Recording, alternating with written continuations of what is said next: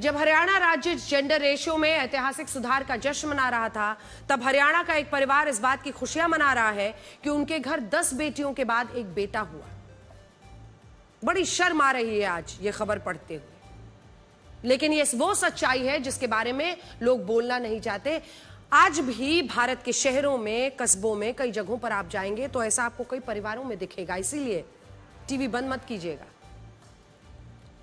बड़ी बात यह है कि जिस बेटे के इंतजार में 10 बेटियों ने जन्म लिया, उनके पिता को अपनी सभी बेटियों के नाम तक पता नहीं थे। इंतजार बस बेटे का था, लेकिन उन्होंने बेटे की खुशी में उसका नाम दिलखुश रख दिया है।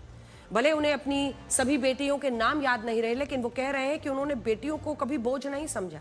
हालांकि इस घटना ने समाज में बेटे की चाहत और महिला के स्वास्थ्य से जुड़े सवालों को फिर से चर्चाओं में ला दिया। बच्चे होते रहने चाहिए जब तक बेटा न पैदा हो। 19 साल पहले साल 2007 में हरियाणा के फतेहाबाद के रहने वाले संजय और सुनीता की शादी हुई। 1 साल बाद ही इनके घर बेटी हुई, लेकिन इनकी चाहत बेटे की थी और इस चाहत में एक के बाद एक 10 बेटियां पैदा हो गईं।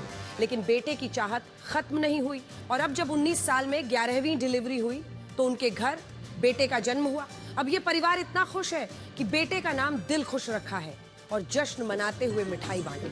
लेकिन विडंबना यह है कि बेटे के जन्म पर खुशी मनाने वाले इस पिता को सभी बेटियों के नाम भी याद नहीं।